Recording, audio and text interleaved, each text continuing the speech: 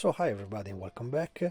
This is nearly the final video about the demo build-up of my Porsche 3.03 liter RSR from 1976. This was the 1974 model that I made with the decal livery of the Västkust stugan used in 1976 by that two Swedish pilot.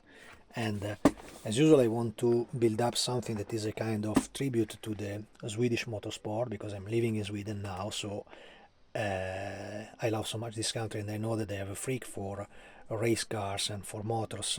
So every time that I can choose something that is in my own production to be finished with the Swedish colors, I will have to have a preferential line over their liveries. You know, this was a company, västkust stugan, still in activity.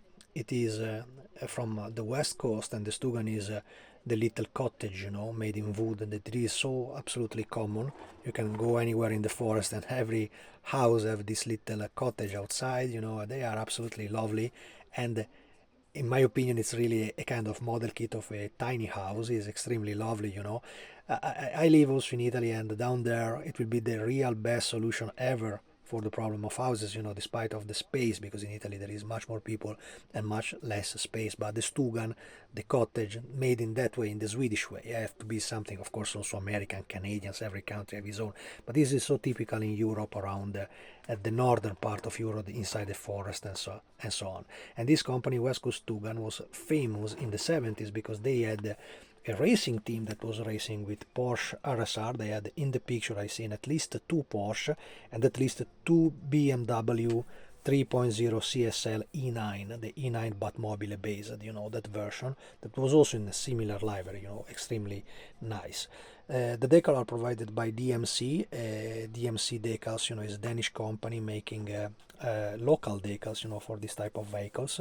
So if you are into Europeans and particular models of this car, take a look at their catalog, and the quality of this company is absolutely random, you know. I bought from them some decal sheets because I wanted to complete, for example, my 997 RSR GT3, and their decal were absolutely crap. They disintegrated once. Instead, this decal that I bought even before, so it was even an older decal, fitted without any issue in the assembly and so on. The only issues that I found was on the bonnet, on the front bonnet, where the side decal was not in the side. You see that there is a correction still probably visible there, a correction that I had to do, because probably they designed the front decal using a part coming from the Fujimi bonnet. Fujimi bonnet is slightly smaller than this, so the front body is slightly smaller than this. Instead, I used for this car the final part in front of this that was still a conversion coming from the 935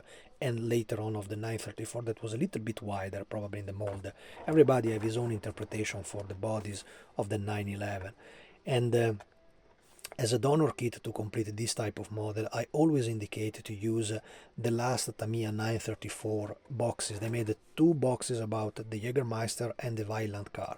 They are quite affordable models. They are still not out of production, I guess. So I think for about 50 bucks you can have an excellent model, an excellent donor, because the interior is absolutely perfect. Here instead I didn't use that donor because here I don't have it. You see, here I have several donor. This will become an RWB. That already became a Mary Stewart, that is full of, take a look of what I have here. They are just 911 bodies, you know. We have a Mary Stewart, 934, RWB, 993 GT2, 917, another Mary Stewart, RS73, so I have several donors, you know. And here I simply used some leftovers coming from Monogram and other build-ups that I did. For example, like that one, that was the 934/5 racing today in the modern GT series in Germany. And this was basically the demo building up of my resin body. That is actually this. You find many other videos of this car on my channel. Just search around in my videos and you will find it at once. It is the last resin body I did about this 3 liter RSR, and it was the last evolution of the very first model that I ever produced when I started this journey about my own resin kits, you know. So this was basically made converting that older body that I made, with the only mistake honestly that I did at the time, because I didn't add a professionist like this one that I have now for this. This is the newest cast, you know, and the body I'm showing you there, also that body had the same issue. It is just a body not suitable for selling because you have a little fail here, you see. It was a little detail that was fail in this part, so I didn't want to sell this body. Now I just made the production. I made plenty of them, so they are available for sale. You will constantly find my price list on my website, alsoldatino.com, with the PDF and the price list of everything that is actually available, you know. And if you have some special requests, just drop me a mail and I will tell you what is available or not. So basically I modified the older part of the body, changing all the upper pillar parts, so all the bulged roof, as you can see now, is much more bulged, and I think is much more correct. But remember, at the time I didn't add these nicer parts. Those are parts coming from a Tamiya donor. The roof is from a Tamiya donor, much more thinner, much more precise, much more detailed, you know, much more correct, I think, for a 3-liter RSR, you know. And as well as the front light, you know, I could have left them holed, or I could have left them completely blank that you can hold. I prefer to place it in the position exactly the inner side of the front light from the 911 from Tamiya 934. So this is exactly the front light of the 934, over which you have to place the transparent part. You know, this I made a little different because I cut them away. There is the picture on my Facebook, you know. I had to cut them away and I had to drill them because the Revel provided already the cap of the front light already with chromed parts on, so for me it was easier to work with the Revel leftover part. It is still missing the panel line, you know. I engraved all the panel lines that in the original cast are a little bit smoother here, and soon I will place some panel liner to make them much more evident and darker color, much more significant to the eyes, you know.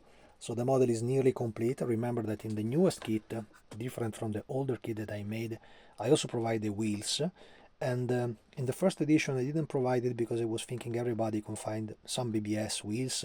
Remember that the first edition that I made, I finished with the color of Jägermeister, and the Jägermeister car had that sort of specifically, I don't know how to say that in English, but is a typical rim used by BBS with very thin lines, so German style, you know. Meanwhile, indeed, mostly the 3-liter RSR was racing with the Stellar, with the stars, you know, inside the sprocket wheel, as you can see there. And this is a star that is extremely similar to the 917 sprocket wheel. Basically it's the same one, so I made them in the proper size with a proper tire, modifying a rear tire from a 956 that was using the same 13-inch real wheel, and provided together with the kit. So I think for the modeler it's much more easy to work with something that is already the correct wheel for a 3-liter RSR instead of going and search in your spare parts, you know. I always do this type of stuff because I try to contain the price of my conversion kit in a way that they don't become too expensive, you know. I already know that the body like this is something around 60 to 70 to 80 bucks, so depend from the production and from the part that are involved. But if I will produce a complete kit, of course I have the possibility to do it. I think they will be probably out of target, like some other racing kit exists, you know. So I always try to keep as much as I can the prices on my production in a probably realistic way of prices, you know. So anyway, the price of these ultra special items is nearly never under 100 bucks, you know. That is the minimum that you can spend about to have a very, very special Porsche, you know. The build-up is quite simple, and I wanted to finish that with a tribute, as I said, for the Swedish liveries racing in the 70s here. This was a quite famous car, and the real actual car is now saved in Karlstad, in the center of, in the heart of Sweden, lovely location, where there is a very big Porsche dealer that have the real one refurbished today, and they use probably in historical races, so I think is a car still active, still around, you know, because they never made huge crashes. I never seen any reported crash about this car. It's a little bit foggy about the races where they were racing, because this number 22, it was provided by the DMC company with a picture of the actual car racing, so it was a picture not of a model, so it was something that they didn't invent, so the car was really existing. But all the pictures that I found around today when I was searching for the documentation before I started the build up were quite foggy, and they never showed up this 22. There was number 8, there was gt53, so there was many different numbers, you know. So I tried to make my own interpretation of this car using all the decals provided by that kit, as well as it was quite a little bit foggy. Understand the band lines here over the roof and the tail, you know, because there is no picture, there is not so many. Probably there was papers, original paper racing, this type of racing with the GTs was extremely popular in the 70s, much more than today. And it's also extremely lovely for me to see the picture of how they raced back in time. The ambient look was so much more familiar, with people cooking, having a lot of beer, hanging out together. It was extremely nice, you know, to be there in the tears. For me, it was something that I just dream about, that, you know, Sweden and this contest with a lot of people happy and looking, people racing, friendly ambient. I think it was absolutely lovely. It was typical of the 70s. Surely in Italy was the same, America was the same, UK even more. So I think all the world in that years was extremely much more simple, you know. This was, yes, of course it was a race car, so you had to add money, you know, but it was not something like today when you have to race with that stuff, that you have to be multi-millionaire, rich puppy, spoiled kid, and you complain about everything, you know. That is modern stuff. Another planet, of course. 296 GT3 124. I think the only one existing in the world in the proper scale, being not the slot car. This is coming from the guys making the slot, that they made under my proposed just with the proper exactly dimension coming from the Ferrari website. I don't think I will produce this. This is just for my own pleasure, so this is just for me right now, you know. But that is modern stuff, okay? Nice color, nice livery, but this is another world. This was Sweden of the 70s. I simply badly love them much more. So that's it. I think this is coming to an end soon. This little plastic here is just to give the proper setup, you know. I always want all my 4 wheels to touch the base, so it's not so easy when you have different parts and donor parts coming from different kits to have the proper shape. So they are absolutely well taken and absolutely in the proper position, you see. And now I'm just waiting that the glue will be completely done to finish and to add the final touch to my model, that is some quick release bolts for the roof and the bonnet, and the wipers in the front, plus the electricity stack on the battery down there and there. So it's a small debris, small detail. I think we are 98% done with this model, and I will keep it in Sweden with the hope. I cannot make it this year. This year is 2024.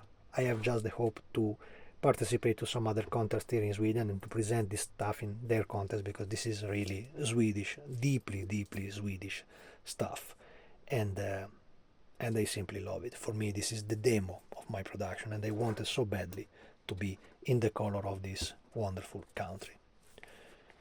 That's it, guys. Hope you like it. See you in the next one.